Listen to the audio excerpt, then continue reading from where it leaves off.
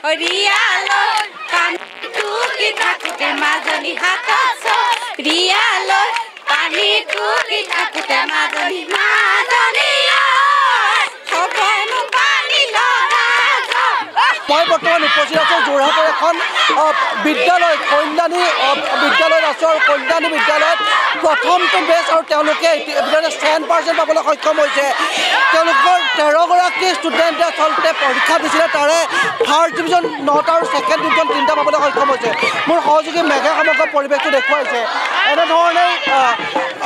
এক পৰিৱেশে বিৰাজ কৰিছে আমি ছাত্ৰ ছাত্ৰীসকলৰ দেখুৱাই লৈছোঁ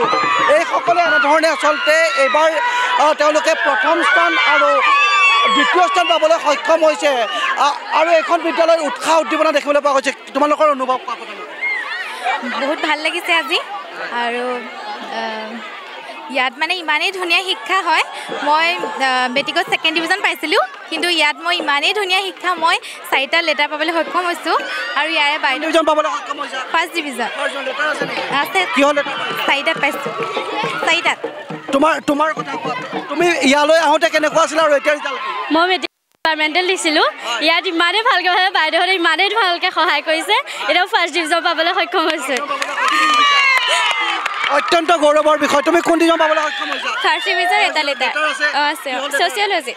কেনেকুৱা লাগিছে ভাল লাগিছে কেনেকুৱা ভাল লাগিছে বহুত ভাল কোন ডিভিজন ফাৰ্ষ্ট ডিভিজন ষ্টাৰ পাইছে 4টা লেটাৰ 4টাত পাইছে 4টা লেটাৰ এনেদৰে 10% পাবলৈ সক্ষম হৈছে অধ্যক্ষ বাইদেউ আছে কি ক'ব কি এই মুহূৰ্তত অনুভৱ আজি আমি অতিশয়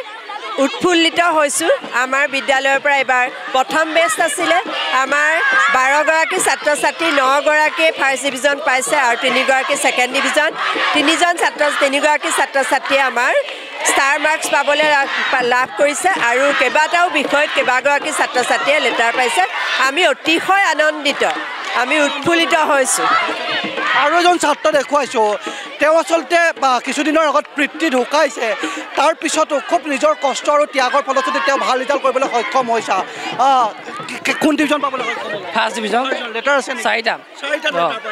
বহুত বহুত শুভেচ্ছা জ্ঞাপন কৰিছোঁ এনেধৰণে কল্যাণী বাল্যভৱনত যথেষ্ট উৎসাহ উদ্দীপনা দেখিবলৈ পোৱা গৈছে পৰিচালনা সমিতি হিচাপে আপোনালোকে যথেষ্ট কষ্ট ত্যাগ স্বীকাৰ কৰিছিলে যাৰ ফলশ্ৰুতিত আজি এনে ফলাফল দেখাবলৈ সক্ষম চাওক আমি 2000 চনতে এখন প্ৰতিষ্ঠা কৰিছিলোঁ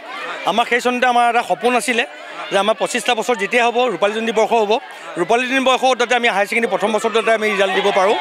কিন্তু বহুত বাধা বিঘিনি আমি পাইছিলোঁ কাৰণ হায়াৰ ছেকেণ্ডেৰী প্ৰথম বছৰত আমাৰ খোলাত বহুত বাধা আহিছিলে এই ক্ষেত্ৰত বিশেষকৈ মই আপোনাক এটা ধন্যবাদ জনাইছোঁ আপুনি এটা লিংক দিছিলে তাৰ লগে লগে আমাৰ যোৰহাটৰ যিজন অজিত দত্ত ডাঙৰীয়া যিজন মানে স্বেচ্ছাসেৱী মানে স্বেচ্ছামূলকভাৱে তেওঁ অৱসৰ গ্ৰহণ কৰা এজন ব্যক্তি যোৰহাট ডেভেলপমেণ্ট অথৰিটিৰ পৰা তেওঁলোকৰ কষ্ট আপোনালোকৰ শিক্ষক শিক্ষয়িত্ৰী কষ্টৰ ফলশ্ৰুতি আজি এটা ভাল বহুত ভাল হেৰি পাইছোঁ আৰু আমাৰ পৰিচালনা সমিতি আমাৰ যথেষ্ট কষ্ট কৰিছে মোৰ বন্ধুবৰ অজিত দত্ত কি ক'ব কেনেধৰণে আজি আচলতে বিদ্যালয় পৰিচালনা সমিতিৰ সম্পাদক হিচাপে গৌৰৱ অনুভৱ কৰিছোঁ এই স্থানীয় ৰাইজৰ সহযোগত আমাৰ শিক্ষক শিক্ষয়িত্ৰী ছাত্ৰ ছাত্ৰীসকলৰ একান্ত আগ্ৰহত আমি এই দায়িত্ব গ্ৰহণ কৰাৰ পিছত আজি আমি ৰূপালী জয়ন্তী বৰ্ষৰ এইটো এটা ৰাইজৰ এটা উপহাৰ বুলি আমি আগবঢ়াব বিচাৰিছোঁ বহু প্ৰত্যাহ্বানৰ সন্মুখীন হৈ আমি এই শ্ৰেণীটো খুলিছিলোঁ উচ্চতৰ মাধ্যমিক শ্ৰেণীটো খুলিছিলোঁ আজি আমি সফল আৰু এই ৰিজাল্ট আমি ৰাইজলৈ উৎসৰ্গা কৰিছোঁ মোৰ সহযোগী মেঘ সমগ্ৰ পৰিৱেশটো দেখাবৰ বাবে অনুৰোধ জনাইছোঁ সকলো আনন্দত আত্মহাৰা হৈ পৰা দেখিবলৈ পোৱা গৈছে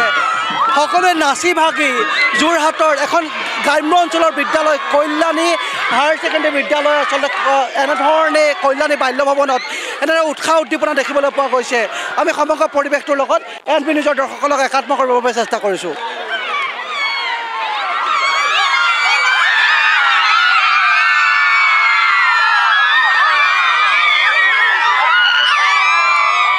যদিও যোৰহাটত আগৰ দৰে বিগত সময়ৰ দৰে উৎসাহ উদ্দীপনা দেখিবলৈ পোৱা নাই কিন্তু বিভিন্ন প্ৰান্তত বিদ্যালয়সমূহ যিসকলে 100% উত্তীৰ্ণ হ'বলৈ সক্ষম হৈছে তেওঁলোকে এনেধৰণে উৎসাহ উদ্দীপনা দেখিবলৈ পোৱা গৈছে শিক্ষক শিক্ষয়িত্ৰীসকল আছে আমি তেওঁলোকৰ লগতো কথা পাতিম কেনেকুৱা ধৰণৰ আজি এটা ভাল ফলাফল দেখিবলৈ সক্ষম বহুত ভাল লাগিছে আমাৰ 12জন ষ্টুডেণ্ট আছিলে 12জনে 9জনে ফাৰ্ষ্ট ডিভিজন পাইছে আৰু 3জনে ছেকেণ্ড ডিভিজন পাইছে আৰু 3জন মানে কম্পাৰ্টমেণ্টেল আছিলে সেই